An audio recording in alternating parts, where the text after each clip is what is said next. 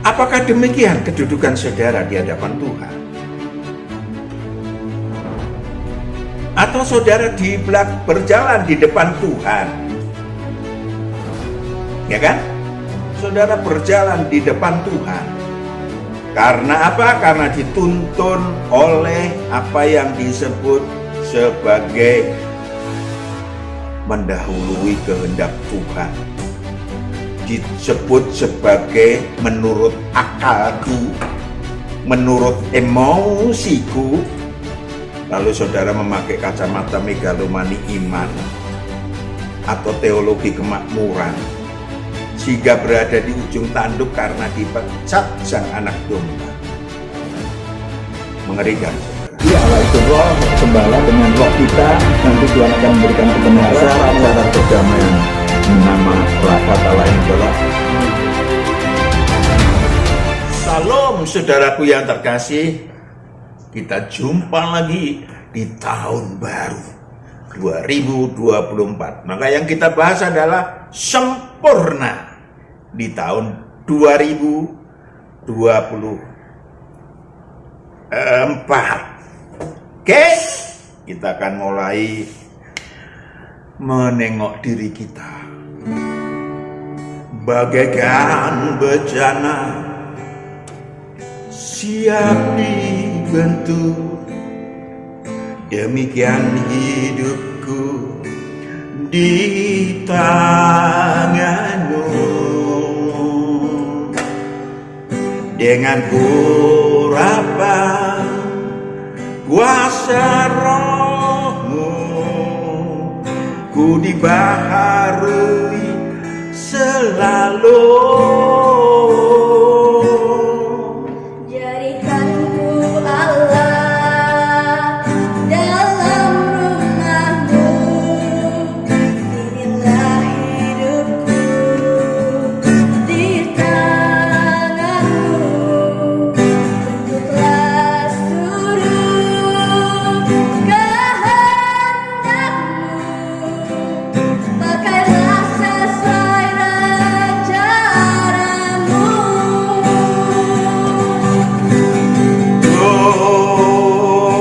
Mau sepertimu Yesus,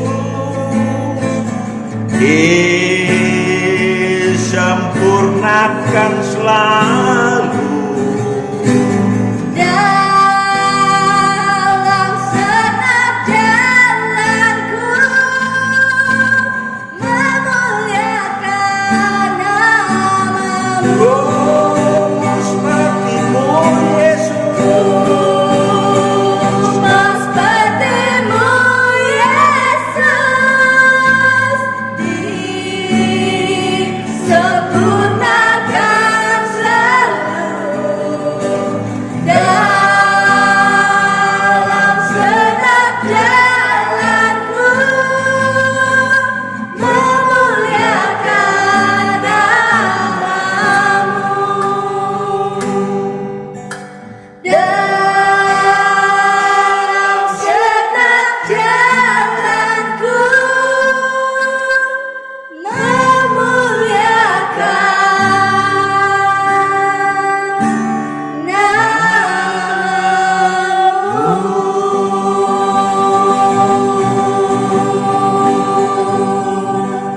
masihkah Anda bertahan pada kebiasaan lama yang membuat roh Anda kurus kering? Apa itu Pak Tunggu? Apakah Anda berjalan di depan Tuhan Yesus? Atau di belakang Tuhan Yesus? Atau ya, nggak ada Tuhan. Beragama sih beragama, tapi Tuhan nggak ada. Agar roh Anda semakin sempurna. Kalau Anda ingin aman dan damai sejahtera, maka roh Anda harus semakin sempurna. Amin. No kurus kering atau mati. Kalau tubuh kita gemuk, kalau tubuh Anda gemuk atau kurus kelihatan, tampak dari luar. Kalau jiwa Anda sedang berduka atau gembira, tampak juga ekspresinya. Bagaimana dengan roh Anda? Yohanes 14 ayat 1. Yohanes 14 ayat 1. Janganlah gelisah hatimu, Gelisah hatimu. percayalah kepada Allah, percayalah juga kepadaku. Ya, ternyata dua. Percaya kepada Allah, percaya juga kepada aku. Wow. Saudaraku yang kekasih, sudah waktunya di tahun 2024 awal ini kita menyempurnakan roh kita. Siapa tahu tahun baru yang baru saja kita lewatin adalah waktu atau tahun baru yang terakhir. Waduh Pak, jangan begitu. Bisa jadi ya, ujung tahun 2023 saya mengantar orang ke Firdaus, 2 orang. Maka saudaraku yang kekasih, mari, siapa tahu yang terakhir. Untuk itu kita periksa roh kita. Apakah kalau roh kita sempurna tidak akan mati, Pak? Ya dan tidak. Tuhan akan makin sayang sama saudara karena Tuhan menyayangi roh saudara. Amin. Sehingga Tuhan peduli. Ya kan? Nah saudaraku, saudara memiliki damai sejahtera di dalam kerajaan Allah. Tatkala roh Anda tetap takut dan gentar, tadi sudah dibaca, lapar dan haus, maka roh Anda sedang menyampaikan tanda bahaya, ngeong ngeong ngeong, bahwa Anda berada di ujung tanduk. Mari kita bongkar helai demi helai, mumpung ada waktu.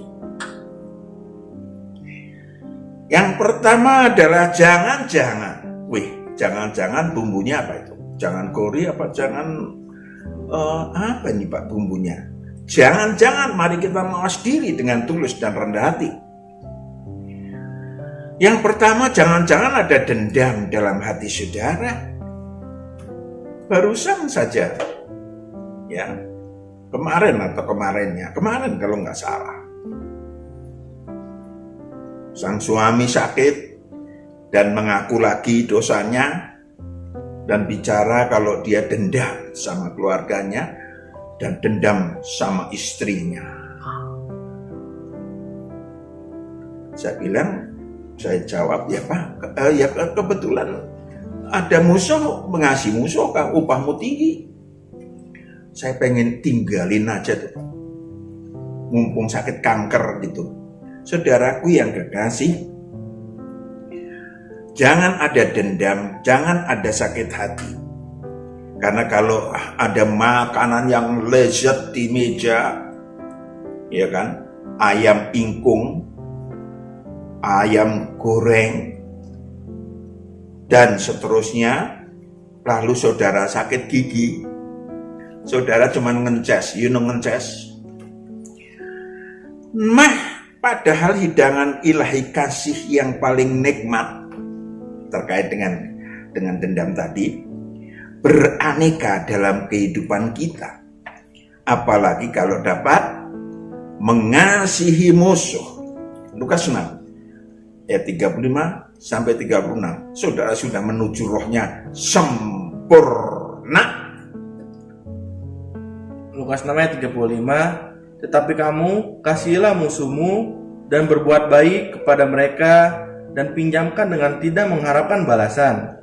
Maka upahmu akan besar dan kamu akan menjadi anak-anak Allah yang maha tinggi. Kamu akan menjadi anak-anak Allah yang maha tinggi. Sebab ia baik terhadap orang-orang yang tidak tahu berterima kasih dan terhadap orang-orang jahat. Yes.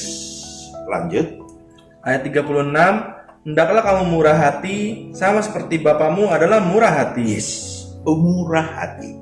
Kamu menjadi anak Allah yang maha tinggi. Wow. Itu namanya rohnya sempurna. Kalau menjadi anak Allah yang maha tinggi. Maka karena memang tujuan kita turun ke bumi menjadi anak Allah yang maha tinggi, bukan? Maka berhati-hatilah dengan kenajisan-kenajisan yang masih Anda miliki. Ya, saudara bisa periksa kok. Di dalam kampanye-kampanye saudara nonton mungkin, waduh, saudara digoreng. Wah, pasangan ini, pasangan itu, Pak. Saudara mencibir-cibir sampai bibirnya ndower. Padahal saudara bilang, ya kita kan harus membela bangsa, membela ini, dan supaya boleh, bagus. Perhatian, dua hal, saudara. Satu, saudara cuma punya nilai sama, yaitu satu orang. Suara sama, yaitu satu. Dua, saudara jangan digoreng-goreng, karena nggak berpengaruh banyak, tapi Anda digoreng-goreng rohnya. Sehingga kenajisan yang harusnya sudah mau menguap, keserakahan, ya, pikiran jahat, iri hati, kelicikan, kesombongan, hujat, nongol lagi. Dapat membuat Anda diafkir dari murid Tuhan. Anda diafkir, diusir dari kerajaan Allah, sehingga roh Anda ringsek. Ya, mobil itu bukan ringsek. Dan tidak mampu masuk Firdaus. Wahyu 2 ayat 3-7. Wahyu 2 ayat 3. Dan engkau tetap sabar. Wahyu 2 ayat 2 dulu. Wahyu 2 ayat 2. Aku tahu segala pekerjaanmu. Aku tahu segala pekerjaanmu. Kerja ilahi juga, tidak kosong, baik jeripayamu maupun ketekunanmu. Aku tahu bahwa engkau tidak dapat sabar terhadap orang-orang jahat, bahwa engkau telah mencobai mereka yang menyebut dirinya rasul, tetapi yang sebenarnya tidak demikian. Iblis memakai anak buah. Tidak hanya roh-roh jahat, tapi orang-orang yang dapat menjadi anak buahnya untuk mengganggu manusia lain. Lanjut. Bahwa engkau telah mendapati mereka pendusta. Ayat 3. Dan engkau tetap sabar dan menderita oleh karena namaku, dan engkau tidak mengenal lelah. Itu dia. Cuek aja deh kalau ada orang yang nyebelin kayak gitu. Kita melayani Tuhan, bukan melayani manusia. Amin. Lanjut. Ayat 4. Namun demikian aku mencela engkau, karena engkau telah meninggalkan kasihmu yang semula. Ayat 5. Meninggalkan kasihmu yang semula. Terpengaruh oleh kebodohan orang, terpengaruh oleh kenajisan orang.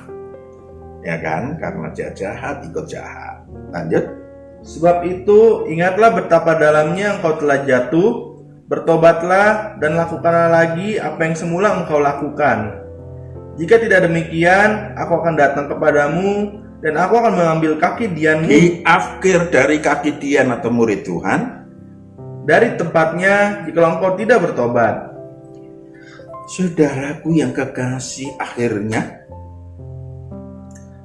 ayat 6, tetapi ini yang ada padamu, yaitu engkau membenci segala perbuatan pengikut-pengikut Nikolaus yang juga kubenci. Ayat 7, siapa bertelinga, hendaklah ia mendengarkan apa yang dikatakan Roh kepada jemaat-jemaat. Barang siapa menang, dia akan kuberi makan dari pohon kehidupan yang ada di Taman Firdaus Allah. Jangan diganggu oleh orang lain dengan tujuan kita untuk masuk Firdaus. Amin. Saya ingin sampaikan kepada saudara, mari koreksi. Jangan-jangan damai sejahtera Anda sudah diambil iblis. Wahyu 6 ayat 4-5. Wahyu 6 ayat 4. Dan majulah seekor kuda lain, seekor kuda merah padam, dan orang yang menungganginya dikaruniakan kuasa untuk mengambil damai sejahtera dari atas bumi. Yes.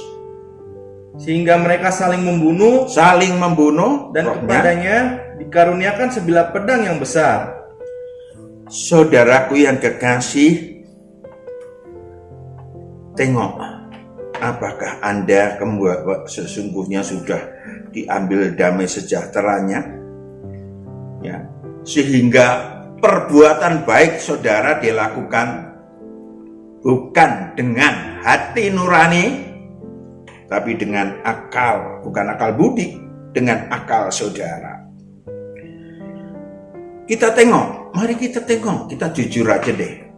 Lukas 21 ayat 1 sampai 4. Lukas 21 ayat 1. Ketika Yesus mengangkat mukanya, ia melihat orang-orang kaya memasukkan persembahan mereka ke dalam peti persembahan.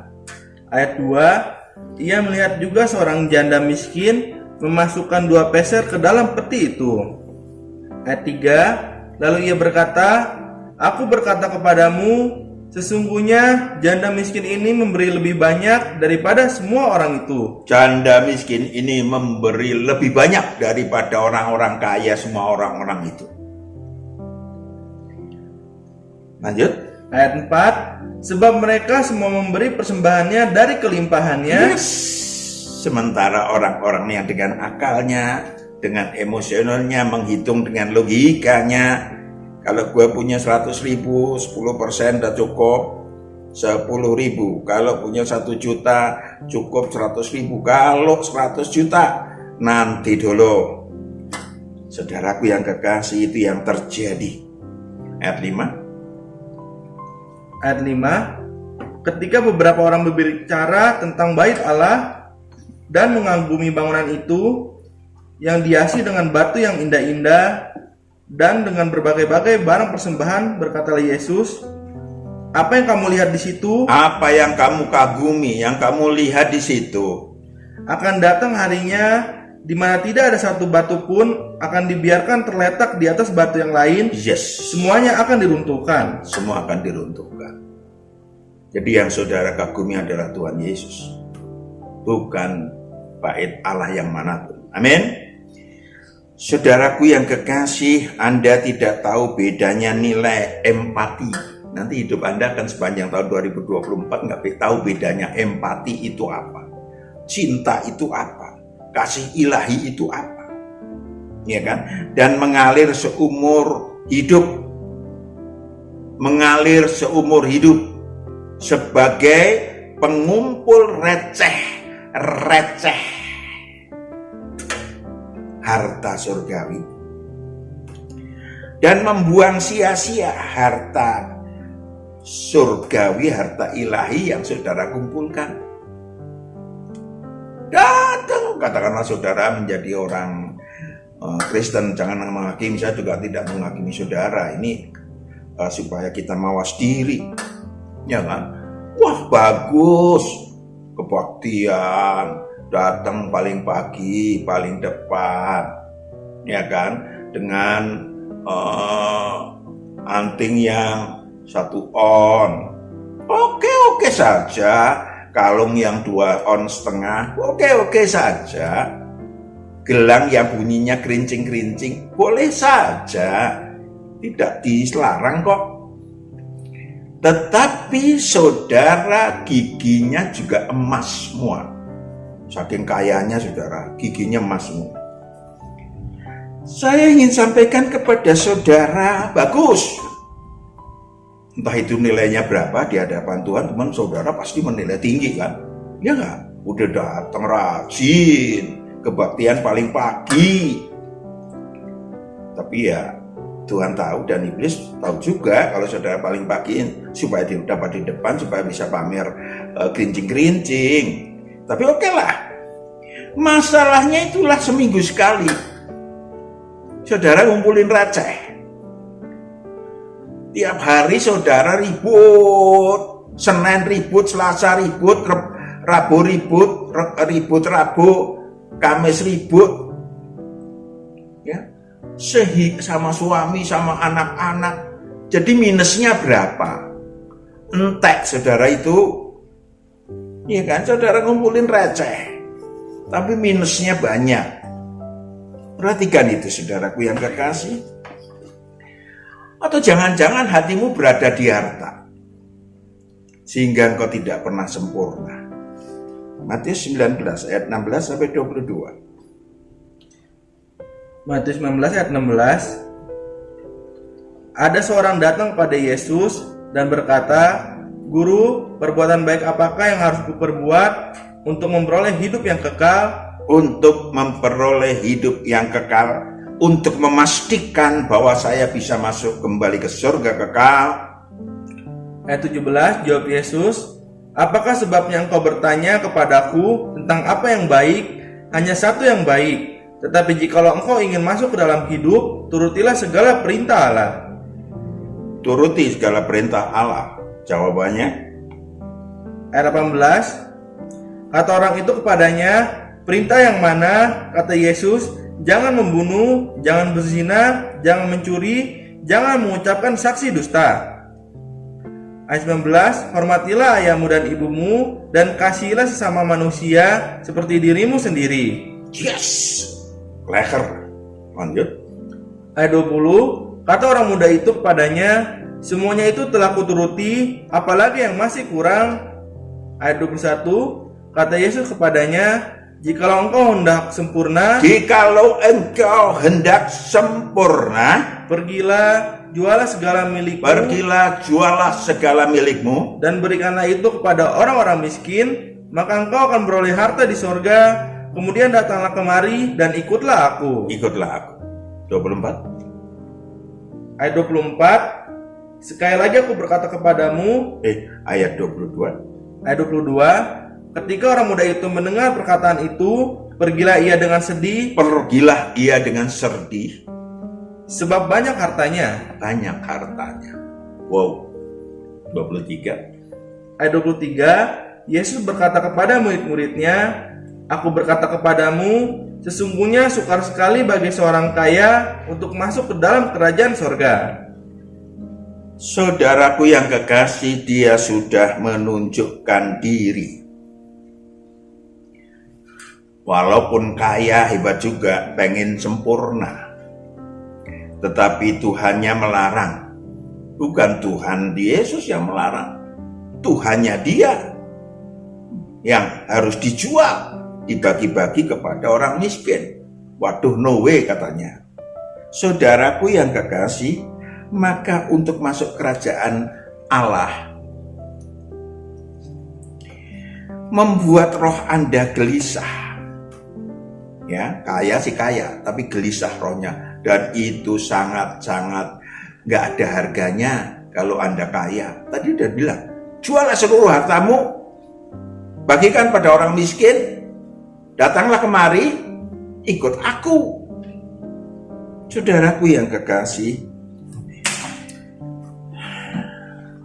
roh saudara, roh orang kaya yang manapun sesungguhnya, itu takut diseret, takut masuk, takut berada di dalam kerajaan maut. Anda tahu saudara, Anda ingat mungkin, utang pinjol tanda kutip, terkejam, yakni iblis yang semakin menumpuk demi keinginan duniawi Anda. Ya, utangnya atau piutang saudara, hutang saudara, piutangnya iblis. Yakobus 1 14-15. Yakobus 1 ayat 14, tetapi tiap-tiap orang dicobai oleh keinginannya sendiri, karena ia diseret dan dipikat olehnya. Yes, keinginan sendiri. Lanjut.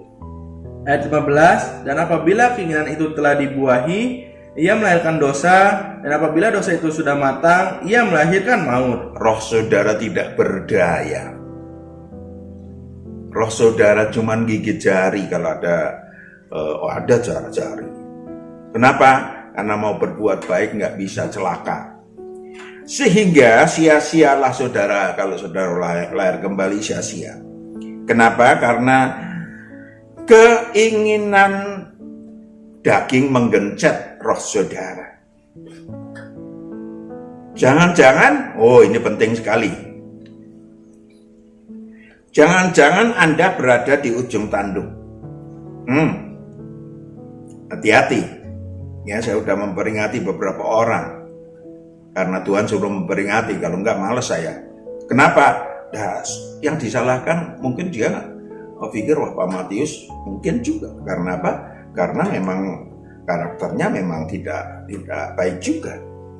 Jangan-jangan Anda berada di ujung tanduk. Kalau saudara ada di ujung kulon, atau ujung pandang itu bagus.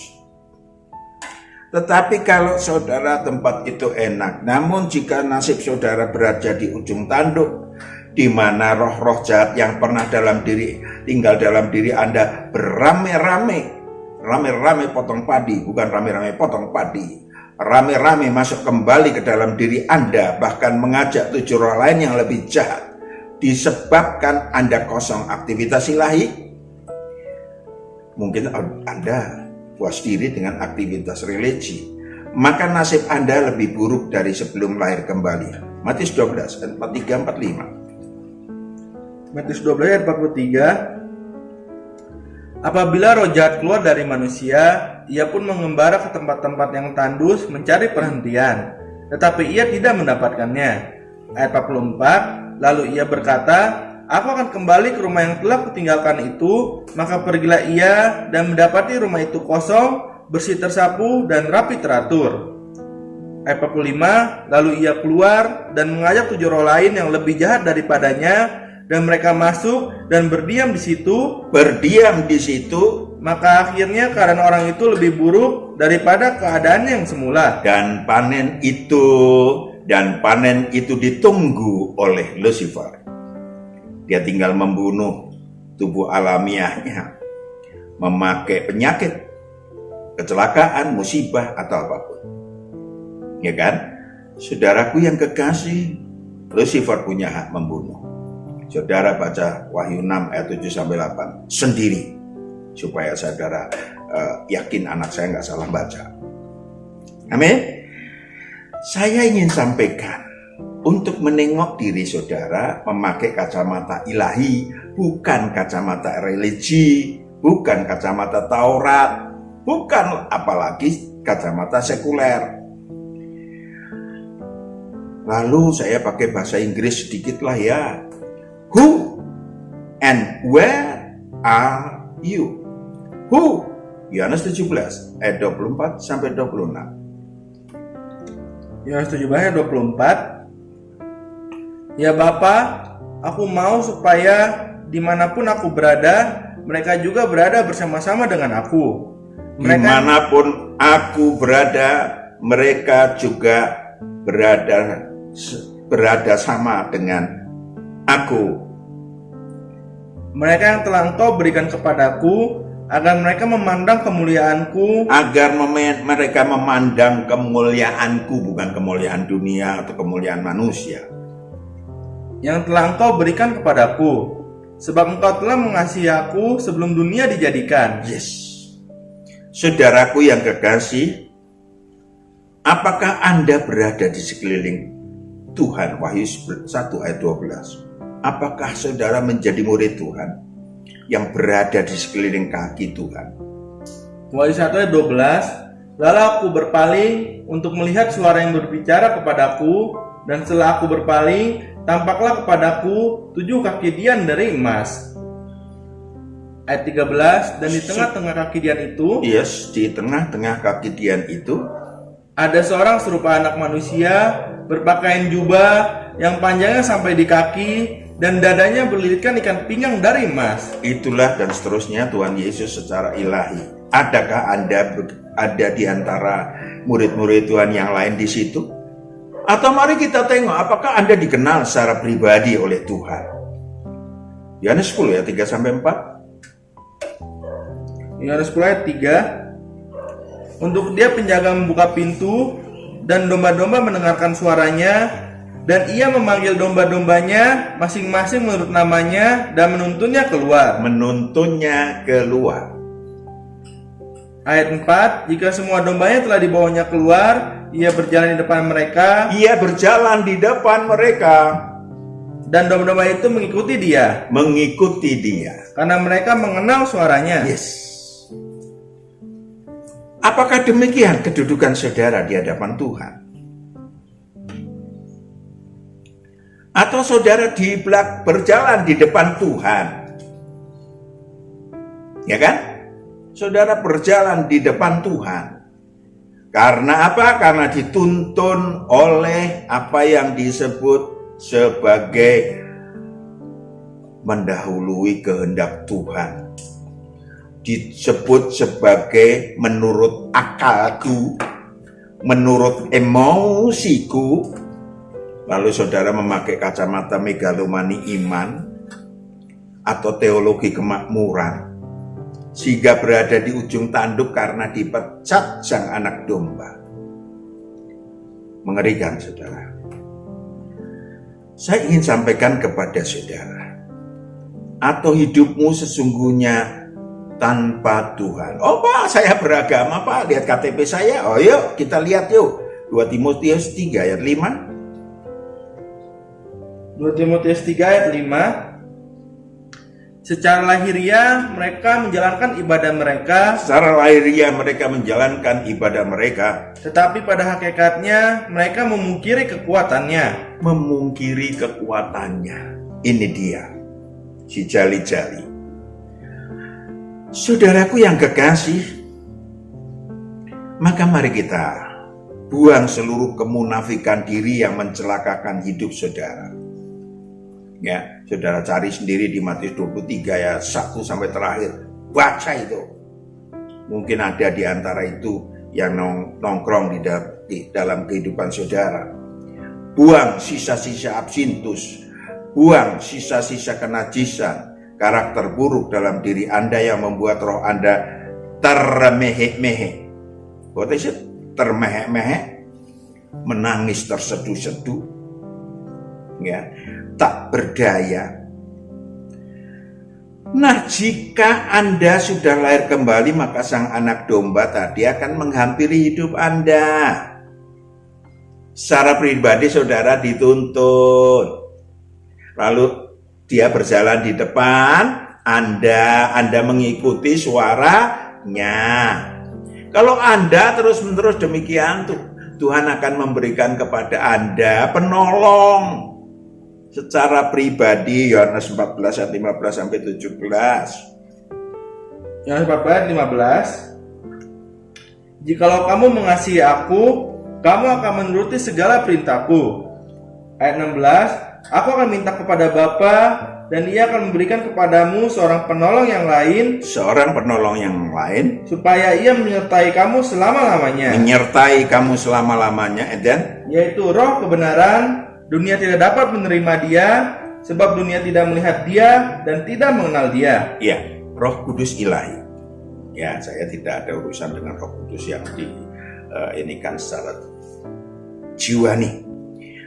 Kenapa? Yang ilahi akan Yohanes 14 ayat 26 27. Yohanes 14 ayat 26. Tetapi penghibur yaitu Roh Kudus yang akan diutus oleh Bapa dalam namaku, Dialah yang akan mengajarkan segala sesuatu kepadamu. Yes, mengajarkan segala sesuatu kepadamu Dan akan mengingatkan kamu akan semua yang telah kukatakan kepadamu. Yes. Ayat 27. Damai sejahtera kutinggalkan Damai bagimu. sejahtera kutinggalkan bagimu. Damai sejahteraku kuberikan kepadamu. Dan apa yang kuberikan tidak seperti yang diberikan oleh dunia kepadamu. Janganlah gelisah dan gentar hatimu. Rohmu tidak akan gelisah dan gentar. Oke? Anda dapat menyusun hidup Anda, menyusun tahun 2024 dengan manajemen vertikal horizontal. Ya, yang sempurna karena Anda menjadi milik Tuhan dan milik Allah. Ya, letakkan diri Anda memiliki status ilahi. Yohanes 17 ayat 9 sampai 10. Yohanes 17 ayat 9. Aku berdoa untuk mereka, bukan untuk dunia aku berdoa, tetapi untuk mereka yang telah Engkau berikan kepadaku, sebab Berdoa. mereka adalah milikmu. Saudara tidak berdoa juga. Tidak hanya saudara yang berdoa, Tuhan berdoa untuk Anda. Wow, lanjut. Ayat 10. Dan segala milikku adalah milikmu, dan milikmu adalah milikku, dan aku telah dipermuliakan di dalam mereka. Aku telah dipermuliakan di dalam mereka. Ayat 15. Ayat 15. Aku tidak meminta supaya Engkau mengambil mereka dari dunia, Wow. tetapi supaya Engkau melindungi mereka daripada yang jahat. Tubuh alamiah saudara pun disayang Tuhan. Ya, jangan sampai mati karena iblis. Ya, disayang Tuhan. Kenapa? Rohnya hebat. rohnya di dalam saudara itu milik Tuhan. Amin. Maka terakhir, saudara mulai dengan proses. Kalau datang masalah dan pencobaan, jadikanlah sesuatu masalah pencobaan sebagai apa? Sebagai kebahagiaan. Yakobus 1 ayat 2. Yakobus 1 ayat 2. Saudara-saudaraku, anggaplah sebagai suatu kebahagiaan apabila kamu jatuh ke dalam berbagai-bagai pencobaan. Lalu saudara kerjakan dengan tulus dan tekun. Ayat 3 dan 4. Ayat 3, sebab kamu tahu bahwa ujian terhadap imanmu itu menghasilkan ketekunan. Yes.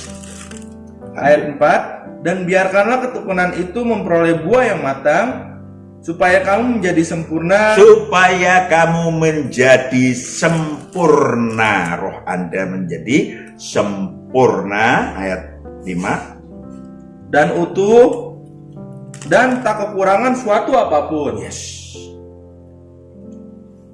Ayat 5. Ayat 5, tetapi apabila di antara kamu ada yang kekurangan hikmat, hendaklah ia memintakannya kepada Allah, yang memberikan kepada semua orang dengan murah hati dan dengan tidak membangkit-bangkitkan, maka hal itu akan diberikan kepadanya. Yes. Enak kan? Enak. Saudara mulai. Saudara memulai. Ya, sehingga ayat 12. Ayat 12, berbahagialah orang yang bertahan dalam pencobaan, sebab apabila ia sudah tahan uji, ia akan menerima mahkota kehidupan yang dijanjikan Allah kepada barang siapa yang mengasihi Dia. Yes. Mahkota kehidupan. Maka dalam perjalanan 2024 ya. 2024 ini saudara mulai menapak di dalam kecerdikan ilahi. Saudara menapak dengan ukuran ilahi. Saudara menapak langkah demi langkah. Karena ada yang namanya tata nilai, yaitu baik, berkenan, dan sempurna. Amin. Mari kita tempuh. Tuhan memberkati. Kita berdoa, Bapa, anak-anakmu di awal tahun 2024 ini telah hadir di depanmu untuk supaya Tuhan menuntun anak-anakmu dengan kebenaran-kebenaran secara umum barusan maupun secara pribadi pada hari-hari sepanjang 2024. Tuhan Yesus memberkati. Haleluya. Amin.